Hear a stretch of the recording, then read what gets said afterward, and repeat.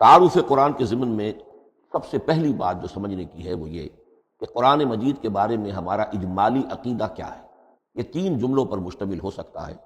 ہمارے نزدیک قرآن اللہ کا کلام ہے جو محمد الرسول اللہ صلی اللہ علیہ وسلم پر نازل ہوا، اور تیسرے یہ کہ یہ مکمل محفوظ شکل میں موجود ہے، بن و عن، اس میں نہ کوئی تحریف ہوئی ہے نہ کوئی تبدیلی ہوئی ہے۔ یہ کم سے کم 3 اجزاء ہیں ہمارے عقیدے کے قرآن مجید کے بارے میں۔ لیکن اب اس کی کچھ علمی توضیحات۔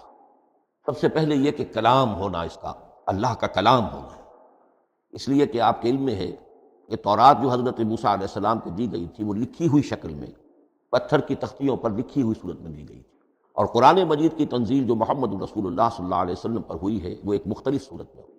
اس کو قرآن مجید خود اللہ کا کلام قرار دیتا ہے۔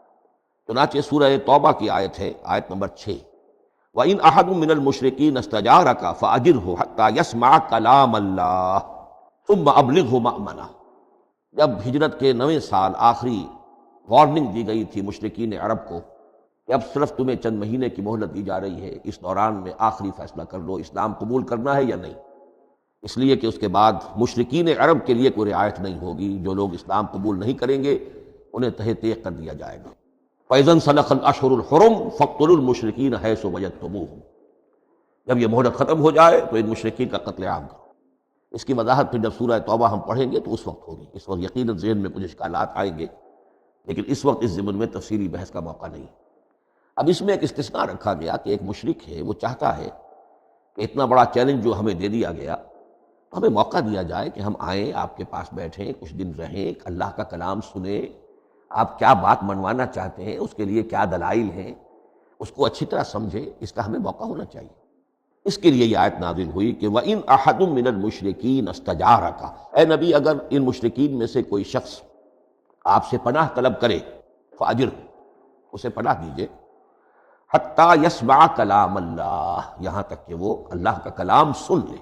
ثُمَّ أَبْلِغْهُ مَأْمَنًا، پھر یہ بھی نہیں کہ اسی وقت اسے کہا جائے کہ تم مانتے ہو یا نہیں مانتے، نہیں، پھر اسے اس کے امن کے مقام پر پہنچا دو۔ یہ جو آیت ہے اس میں لفظ کلیئر آ گیا کہ قرآن مجید اللہ کا کلام ہے۔ لیکن اب اسی دل کے اوٹ میں پہاڑ والا مسئلہ ہے، ٹپ آف آئس برگ، اس کے نیچے وہ کتنا بڑا تودہ ہوتا ہے۔ کلام جو ہے اللہ تعالیٰ کی صفت ہے، اور یہ بڑا مسئلہ گہرا ہے، اور علم کلام کا ایک بڑا پیچیدہ مسئلہ ہے کہ ذات باری تعالیٰ اور اس کی صفات کے مابین کیا ربط و تعلق ہے۔ آیا صفات ذات کا جز ہیں، جزو لا ینفک ہیں، حصہ ہے، یا کچھ زائد بر ذات؟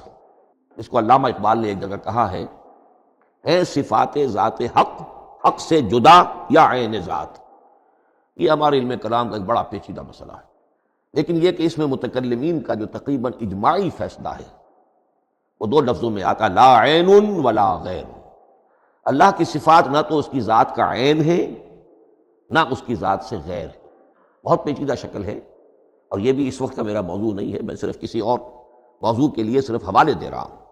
بہرحال قرآن مجید کا جو تعلق ہے ذات باری تعالیٰ کے ساتھ، وہ اس مسئلے سے بخوبی واضح ہو جاتا ہے کہ چونکہ یہ اللہ تعالیٰ کی صفت ہے، اور صفت کو ہم یہ نہیں کہہ سکتے کہ وہ ذات باری تعالیٰ سے جدا ہے، یہ بھی نہیں کہہ سکتے کہ اس کی ذات کا جزو لا ینفک ہے۔ کچھ اسی طرح کا تعلق ہے قرآن مجید کا ذات باری تعالیٰ کے ساتھ، لیکن یہ مسئلہ قرآن مجید میں خود بیان ہوا، اور سورہ حشر کی آیت میں تو یہ فرمایا گیا، اللہ تعالیٰ نے اپنے اس کلام کی عظمت کو یوں بیان کیا، وہ عظمت کما ہیا، جیسے کہ وہ فی الواقع ہے، اور جس کا کہ گویا کہ پورا ادراک ہمارے لیے اپنی بہت سی محدودیتوں کی وجہ سے ممکن نہیں ہے۔ لیکن ایک تمثیل کے پیرائے میں سمجھایا، لو انزلنا ھذا القرآن علی جبل لرأیتہ خاشعا متصدعا من خشیۃ اللہ وتلک الامثال نضربها للناس لعلهم یتفکرون۔ اگر ہم نے اس قرآن کو کسی پہاڑ پر اتار دیا ہوتا تو تم دیکھتے کہ وہ دب جاتا اور پھٹ جاتا اللہ کے خوف سے۔ اور یہ مثالیں ہیں جو ہم لوگوں کے لیے بیان کرتے ہیں تاکہ وہ غور کریں، تدبر کریں، سمجھیں۔ ما لا یدرک کلہ لا یترک کلہ، اگرچہ بتمام و کمال عظمت قرآن کا فہم ان کے لیے ممکن نہیں ہے، لیکن کسی درجے میں تو کچھ انعکاس اس کا ہو جائے، کچھ اندازہ ہو جائے، انسان اپنی ذہنی سطح کے اعتبار سے، اس کی مناسبت سے اسی درجے میں عظمت قرآن کا اندازہ کر لے تو اللہ تعالیٰ کے ان الفاظ کو سامنے رکھے، لو انزلنا هذا القرآن على جبل لرأيته خاشعا متصدعا من خشیۃ اللہ۔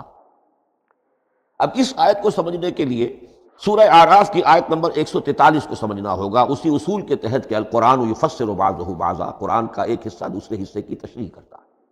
وہاں یہ واقعہ بیان ہوا ہے کہ حضرت موسیٰ علیہ السلام کو جب اللہ تعالیٰ نے کوہ طور پر طلب فرمایا 30 راتوں کے لیے، جس میں بعد میں 10 کا اضافہ کر کے وہ ایک 40 رات کا ایک کورس بنا، دن رات، اس موقع پر جو مخاطبہ الہی، مکالمہ الہی سے مشرف ہوئے حضرت موسیٰ علیہ السلام، تو ان کی آتش شوق بھڑکی اور انہوں نے بڑی جرأت کر کے یہ درخواست کر دی، رب ارنی انظر الیک، پروردگار مجھے اپنا دیدار بھی عطا فرما، مجھے موقع عنایت فرما، میں تجھے دیکھ سکوں۔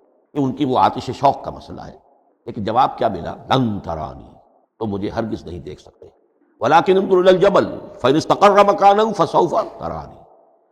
لیکن ظاہر بات ہے کہ حضرت موسیٰ علیہ السلام کو بات سمجھانے کے لیے کچھ مشاہدہ بھی کرانا تھا۔ فرمایا تم مجھے نہیں دیکھ سکتے، البتہ اس سامنے کے پہاڑ پر نگاہ جماؤ، ہم اس پر اپنی ایک تجلی ڈالیں گے۔ یہ اگلی الفاظ کے اندر وضاحت ہے، میں یہاں پہلے سے بیان کر رہا ہوں سمجھانے کے لیے۔ اگر وہ پہاڑ ہماری اس تجلی کو، تجلی کسے کہتے ہیں؟ جلا، روشنی، تو اللہ تعالیٰ کی طرف سے کوئی خاص اس کے نور کا جب پرتو ہوتا ہے کسی شے پر تو وہ اس کی تجلی ہے۔ ہم اپنی ایک تجلی اس پہاڑ پر ڈالیں گے، اگر وہ اس کو جھیل جائے، اپنی جگہ کھڑا رہ جائے، تو تم سمجھنا کہ شاید تم بھی ہمیں دیکھ سکو۔ فلما تجلی ربہ للجبل، اب یہاں وہ لفظ آ گیا، جب اللہ نے تجلی اپنی پہاڑ پر ڈالی، جعلہ دکا وخر موسیٰ صاعقا، وہ پہاڑ ریزہ ریزہ ہو گیا اور حضرت موسیٰ بے ہوش ہو کر گر گئے۔ اب یہ بے ہوش ہو کر گر جانا، جبکہ وہ تجلی براہ راست بھی نہیں ہے، بالواسطہ ہے۔ مشاہدہ جو کر رہے حضرت موسیٰ وہ بالواسطہ ہے، تجلی پہاڑ پر ہے، لیکن یہ کہ اس کا بھی بالواسطہ اس کا جو ہوا ہے، اس کی جو تاثیر ہوئی حضرت موسیٰ علیہ السلام پر کہ وہ اس کی تاب نہ لا سکے اور بے ہوش ہو کر گر گئے۔ یہاں سے یہ بات سمجھ میں آتی ہے کہ یہ تجلی یہ ذات باری تعالیٰ تھی، اس نے کوہ طور کو جلا کر بھسم کر دیا یا ٹکڑے ٹکڑے کر دیا، ریزہ ریزہ کر دیا۔ اب ذات الہی کے ساتھ جو تعلق ہے کلام الہی کا، اور یہ صفت جو لا عین ولا غیر کے درجے میں ہے ذات کے ساتھ، تو وہی تاثیر اس کلام الہی کی بھی ہے۔ لو انزلنا هذا القرآن على جبل لرأيته خاشعا متصدعا من خشیۃ اللہ وتلك الامثال نضربها للناس لعلهم يتفکرون۔ اس حقیقت کو اس دور میں میں اپنے مطالعے کی محدودیت کا اعتراف کرتے ہوئے عرض کر رہا ہوں کہ میرے نزدیک اس قدر پرشکوہ انداز میں علامہ اقبال نے بیان کیا ہے، اسی کیفیت کو وہ شاید اس کی کوئی مثال نہ مل سکے۔ فاش گویم آنچ در دل مزمرست، یہ کتابیں نیست چیزیں دیگرست، میں صاف ہی کہہ دیتا ہوں جو میرے دل میں چھپی ہوئی بات ہے۔ فاش گویم آنچ در دل مزمرست، یہ کتابیں نیست، اس قرآن کو کتاب نہ سمجھنا، یہ کچھ اور شے ہے، چیزیں دیگرست۔ اب وہ چیزیں دیگر کیا ہے؟ وہی جو میں نے عرض کیا، ذات باری تعالیٰ اور کلام کا صفت باری تعالیٰ ہونا، اس کے بنا پر جو مناسبت ہے، جو قرب ہے، جو مشابہت ہے۔ مثل حق پنہاؤ ہم پیداستو، زندہ پائندہ گویاستو، اس کلام میں اللہ تعالیٰ کی ساری صفات کا انعکاس موجود ہے۔